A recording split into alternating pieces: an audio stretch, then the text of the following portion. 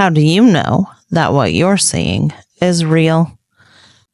Would you stay calm if the world around you became twisted into something unrecognizable?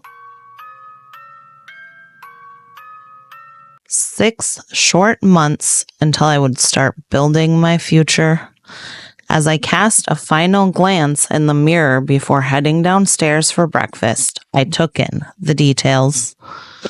Red curls brushing just past my shoulders, an emerald blouse setting off my hazel eyes, and heeled boots paired with flare jeans that added height to my petite frame.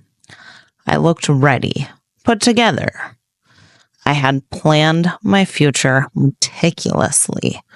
Straight A's, involvement in every extracurricular imaginable, and a part-time job that took up whatever slivers of free time were left. Parsons School of Design had already accepted me, and I could almost feel my diploma in my hands. The freedom I craved was so close, I could taste it. My future was mapped out perfectly. Nothing could derail me now. Breakfast was my sanctuary, the only time my thoughts settled into a peaceful hum. No problems to solve, no expectations to meet, just a fleeting moment where I let my calm mask slip. For those few minutes, it was okay to feel scared. The sound of footsteps on the stairs snapped me out of my thoughts. My parents entered the kitchen, their anger palpable, even before they spoke. Quickly, I packed my things, fumbling to shove everything into my bag to escape the inevitable morning fireworks. My hand shook as I snatched my keys off the hook. A loud slap on the countertop sent my heart racing as I bolted out the door. In the car, I cranked the music up, drowning out the muffled yells spilling through the walls of the house. Yet no matter how loud the volume, one thought haunted me as it always did. Would my parents love me, even if I wasn't perfect? The pressure of perfection weighed on me constantly. Every mistake was a weapon, an imperfection held against me. The advantage of living in a small town was minimal traffic. With fewer cars on the road, I had a little room for my mind to wander. I was miles away in my thoughts when a man appeared in the middle of the road. My heart stopped. He was tall and impeccably dressed in a spotless white suit, which struck me as unnervingly out of place. Bright red eyes bore into me, holding me in a trance. His smile curled unnaturally, sending an icy chill down my spine. A knot of dread tightened in my stomach. Something about him was deeply, viscerally wrong. My breathing grew shallow, and the world seemed to close in around me. It was as if the car had become a prison. A loud honk from behind jolted me out of the trance. The road was empty. The man in the suit was gone, leaving nothing but my hammering pulse behind. My hands trembled as I pulled into the school parking lot. Tiffany, my best friend, stood by the doors, waiting for me. Her emerald green eyes sharpened as I approached. Tilting her head slightly, her black hair cascaded in subtle waves. Somehow, she always knew when something was off. "Pleasant drive?" she asked, suspicion heavy in her tone. Ignoring her question, I went straight to my desk and opened a book.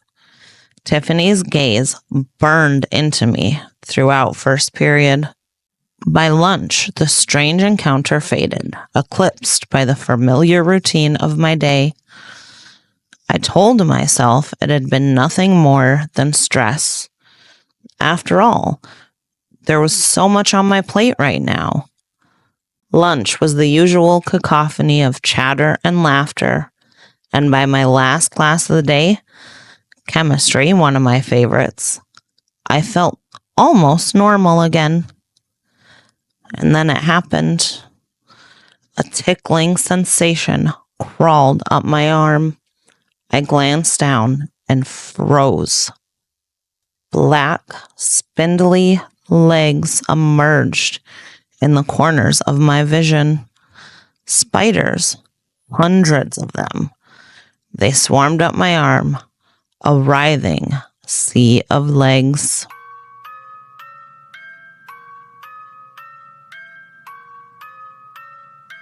The first movie I ever watched with my dad was the 1941 classic, The Wolfman. What started as a shared love for horror turned into a marathon of every scary film we could find. My dad didn't intend for these movies to become more than entertainment, but when I turned 18, they took on a new meaning. That's when the first hallucination hit me. A single voice whispered, urging me to die. I was terrified. Reality no longer felt solid, and the world around me blurred into something murky and unrecognizable. But horror movies gave me something nothing else could: clarity. They became a safe space. Watching the terrors unfold on the screen, I found comfort in knowing they weren't real. I found comfort in being able to see that bad things could be defeated, that monsters didn't win. When my reality became a waking nightmare, horror movies reminded me of one thing: even the scariest stories have an ending. Writing provided me a way to change how I saw my story and how I saw the hallucinations I was dealing with. It gave me a way to defeat them. It gave me control. How do you think Avery's story will end? What do you think will happen next? Are you a fan of horror movies?